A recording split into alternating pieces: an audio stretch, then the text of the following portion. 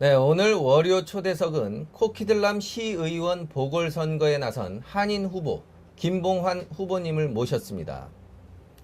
김봉환 후보는 1968년 캐나다로 오신 후 25년간 주정부 전문 공무원 생활을 하셨고 매니토바 대학에서 사회학 박사학위를 가진 박사님이십니다.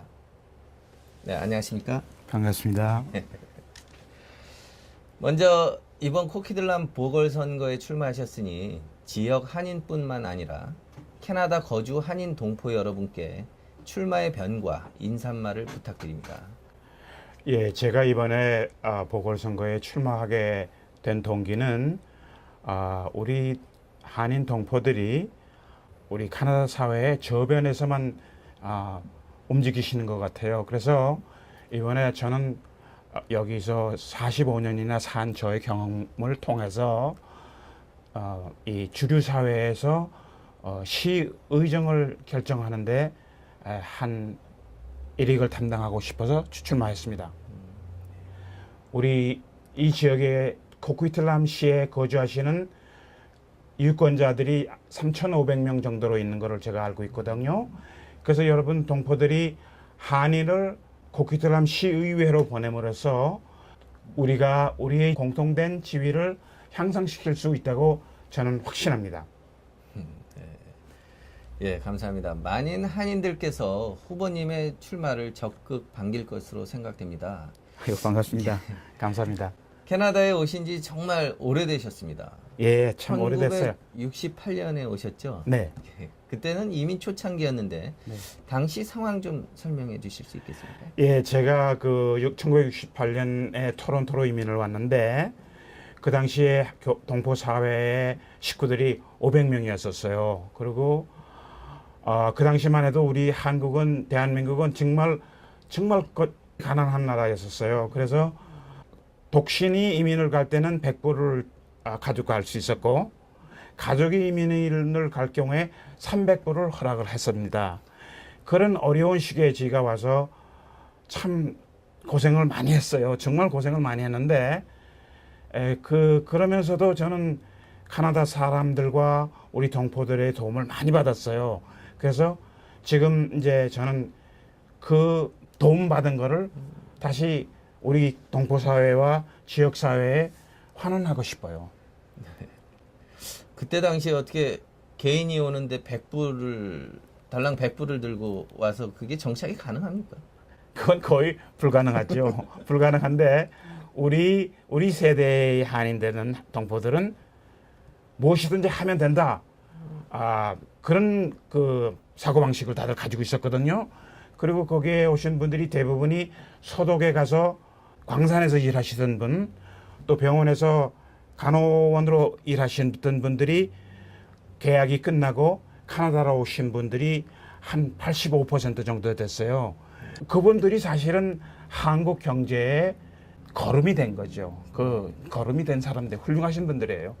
저는 그런 분들하고 생활을 했어요, 토론토에서. 뭔가 이제 오셔서 어려움이 있을 땐 먼저 오신 분들이 그렇게 많이 도움을 많이 주셨다네요. 도와주셨습니다. 독일에서 오신 분 한 분은 자기가 딸 아이가 조그만 아이가 하나 있는데 그 아이를 베이비시터에다가 맡겨두고 저는 차가 없었으니까는요.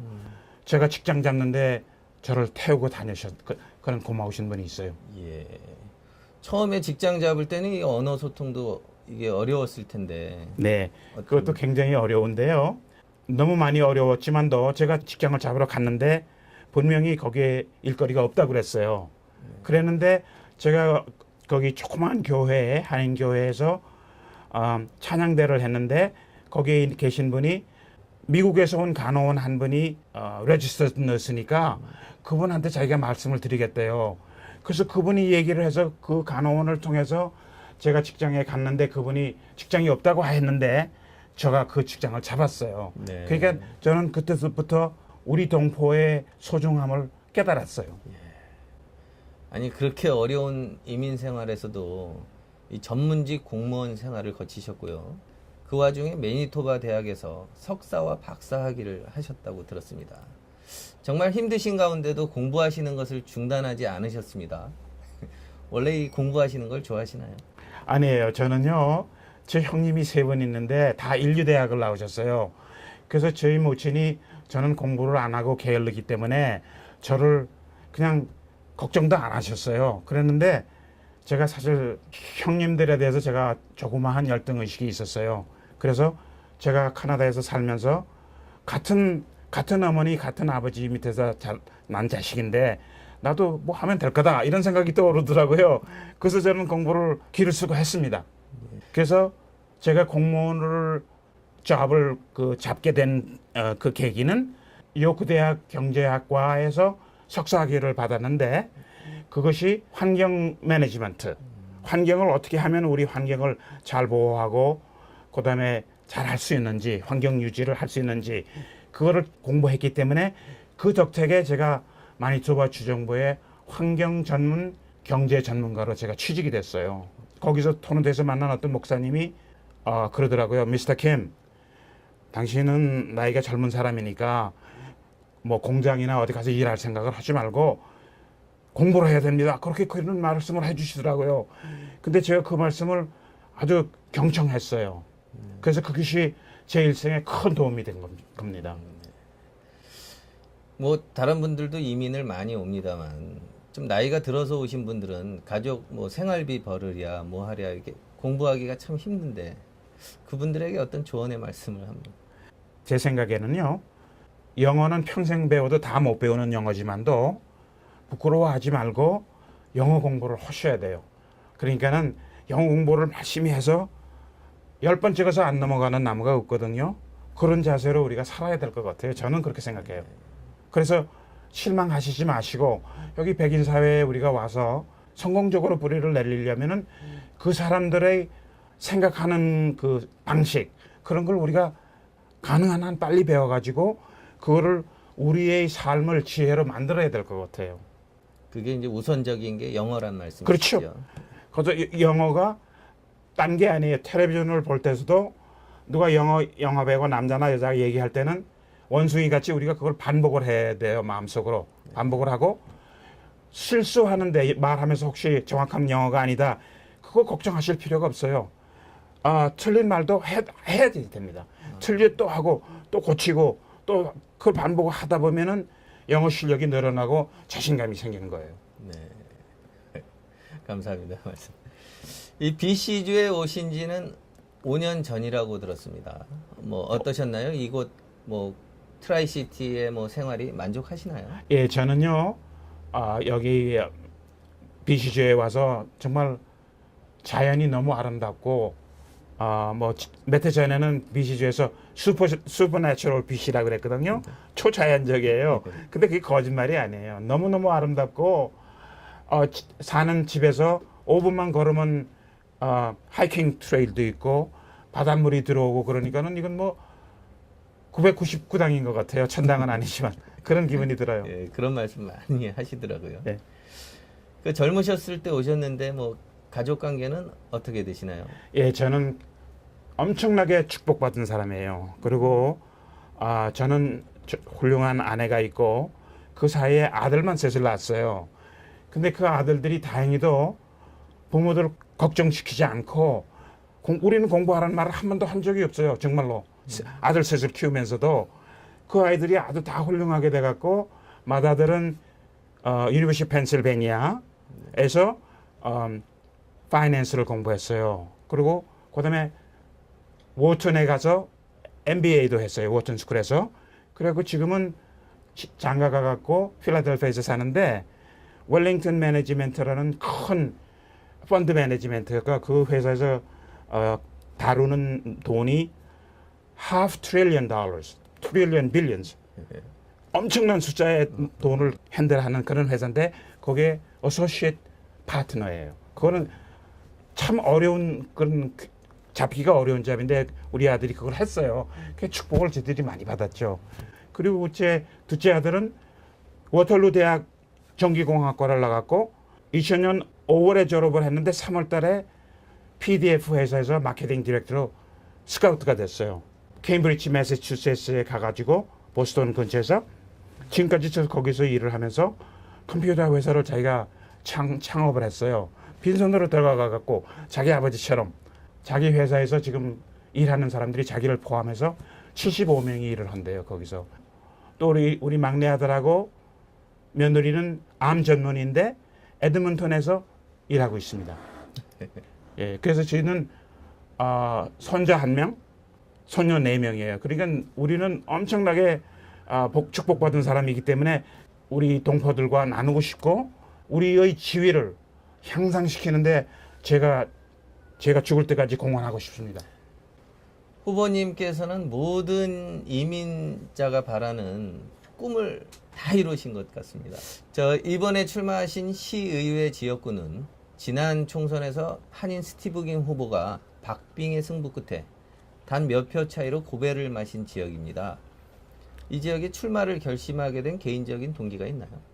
예, 저는 제가 정치학 석사학위도 있어요. 제가 마니토바 대학에서 정치학 석사도 받았는데 그것을 공부하면서 생각해 보니까는 우리 한국 동포들도 우리가 하면 되니까 그 사람들이 하나의 롤모델이 필요한 거예요. 그러니까 요즘에는 오바마 대통령이 되니까 흑인들도 자신감 있게 사는 거예요. 그러니까 우리는 한국 동포들이 시의회 또 우리 연방 김연아 상원의원 이런 분들이 나와 있으면서 우리 동포들이 어깨가 좀 펴지는 거예요. 그러니까는 저는 그런 일들을 하나의 저 나름대로 시의회는 우리가 살고 있는 매일매일 사는 일상생활에 필요한 일들을 서비스를 제공해주고 여러분들의 의견을 반영시켜야 되기 때문에 잘 반영시켜야 되기 때문에 제가 거기 시원이 되면은 동포들에게 도움을 줄 수 있다고 저는 확신합니다. 그렇게 출마를 선언하시고 이 가족들과 가까운 지인들의 반응은 어떠셨습니까? 근데요, 이게 정말 저는 깜짝 놀랐어요. 제가 동포사회에서 한인회장도 하고 뭐 별의별 일을 제가 많이 했는데 저희 아내는 제발 좀 그렇게 부지런하게 바쁘게 돌아다니시지 말고 돈 안 벌리는 일로 좀 조용히 사십시오. 그런 말을 많이 했는데 이번에는 어떻게 된 영문인지 우리 집사가 적극적으로 참여를 하고 저의 비공식 캠페인 매니저예요. 저는 정식 캠페인 매니저가 있고 제 집에서는 제 아내가 캠페인 매니저입니다. 이번 선거는 보궐선거입니다. 예. 그렇죠. 남은 임기와 선거 특징을 분석하셨을 텐데요. 네. 거기에 대해서 소개 좀 부탁드립니다. 네. 제가 이 후보 서류를 다 시청에다 내고 나니까는 시청에서 저한테 CD-ROM을 줬어요. 그걸 보니까는 등록된 한인 동포 숫자가 3,500명이었었어요. 그리고 이거는 아까도 말씀하셨지만은 보궐선거의 특성은 다들 살기가 바쁘기 때문에 유권자들이 관심을 두질 않습니다. 그래서 역사적으로 그 기록을 보면은 아주 적을 때는 3%, 많을 때는 7%, 그거를 오락가락 하거든요. 그렇기 때문에 우리 동포 전부가 참여하면 물론 좋죠. 그거 최고지만도 그거는 좀 기대하기가 좀 어렵고 우리 자격이 있는 투표권이 있는 동포의 4분의 3, 75% 정도가 참여하면은 우리 동포 힘만으로만도 당선이 가능합니다. 네. 그 정도로 한번 뭉치면은 그렇게 가능한 것을 네, 이뤄내네요. 이게 승산이 있는 승산이 게임입니다. 예. 이제 앞으로 선거 유세는 어떤 식으로 진행하실 겁니까? 네, 저는 이제 중앙일보에서 정말 저는 너무 고마워요. 중앙일보 회사에서 헤드라인 기사로 이렇게 저에 대한 우리 이 교민사회의 큰 일이잖아요. 정치적인 그런 보궐선거가 있는데 그거를 하나의 동포사회의 이슈로 부각시켜 주셔서 저는 참 감사하고요.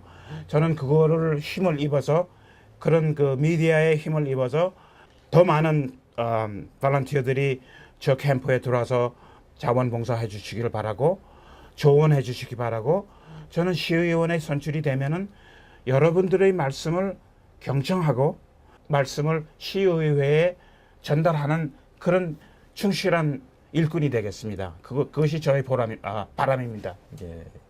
이제 이 유세 기간 중에는 많은 한인들을 만나실 텐데요. 네. 뭐 아시는 분들도 있으시겠지만 네. 모르시는 분들 보시면 어떻게 인사를 하실 겁니까? 저는 굉장히 검소하게 안녕하세요. 저는 김봉환입니다. 이번에 코퀴틀람 보궐선거에 출마를 했어요.